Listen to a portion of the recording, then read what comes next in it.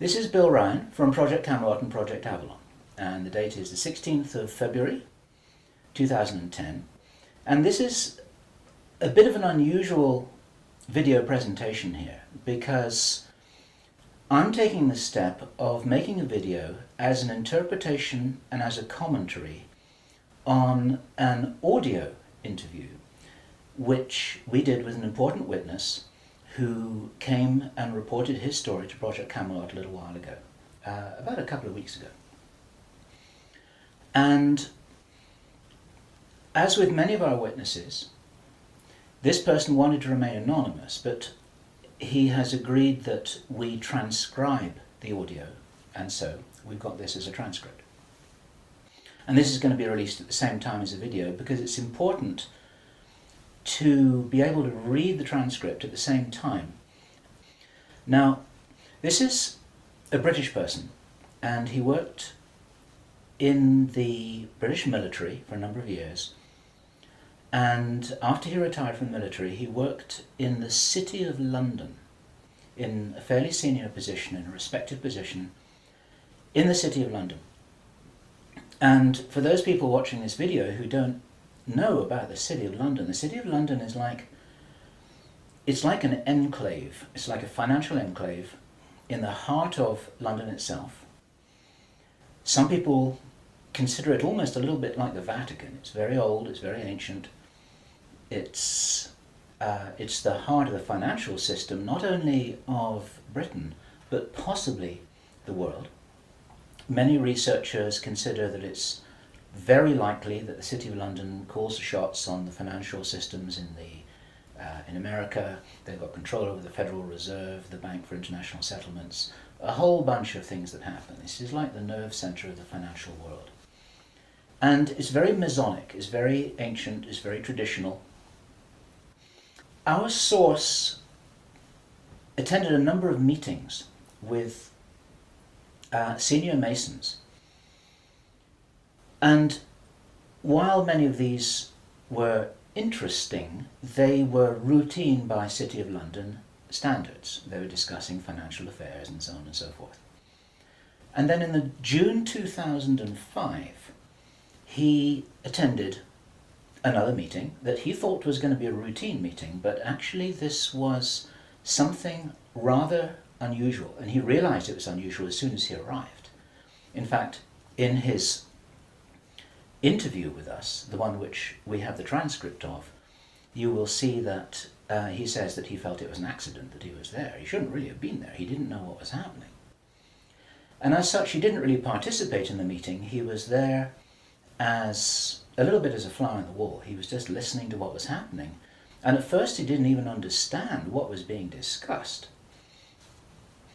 Now, the people there were Masons. There were senior Masons. They were about 25 or 30 people there, including senior politicians who most people in the UK would recognize by name. I do not know who they were. He didn't name them, and I didn't ask them, but he said these are well-known names. The chief of police was there, representatives from the church, representatives from the military, 25 or 30 people.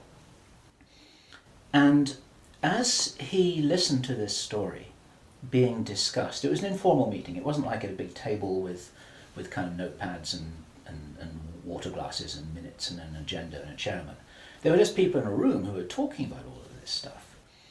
And what they were talking about was a plan that had clearly been made a long time ago, and what they were discussing was they were discussing the implementation of this plan. They were discussing how things were going, whether they were on track or not. Then they were talking about China and how powerful China was getting, both militarily and financially. He heard this being discussed in this meeting. They will release a flu-like virus that will be genetically targeted against the Chinese population. It's racially targeted against the Chinese people. It's designed to spread like wildfire and to knock out a large number of the Chinese people. And these people in this meeting were laughing about this. They said, China will catch a cold. Those were their words. China will catch a cold. And they were laughing about the fact that these biological weapons will wreak havoc among the Chinese population. And after that, then what effectively will be a kind of plague will actually spread right across the world to the West as well. And so it was not clear whether this was a Chinese retaliation or whether the thing would just spread out of control in the way that it would be very understandable if it did, whether it's racially targeted or not. These things actually mutate. At this point, I asked him, is this just about population reduction? What is this about? Why are they doing this? Why this insane Dr. Strangelove plan for just unleashing all of this stuff on the world? Why do it? He said, absolutely, it's about population reduction. So I said, well, in this meeting, did they mention any figures? And he said, yes, they did, 50%. Half the world's population. This is planned as per the Georgia Guidestones. For those of you who don't know what the Georgia Guidestones are, it's a stone monument in Georgia in America that was erected anonymously a number of years ago. It's in 8 languages, and it's like an Illuminati manifesto for a new world, as it were. And just hold that thought about this being a manifesto for a new world. This is an important concept here in what I'm presenting. One of the key parts of this manifesto for this new world is that there should be a population of 500 million people. Now, 500 million people is an enormous reduction from the nearly 7 billion that we've got at the moment. That's pretty much 95% of people who would no longer be on this planet. And 50% is a step towards that. And there's a reason why they're doing all of this.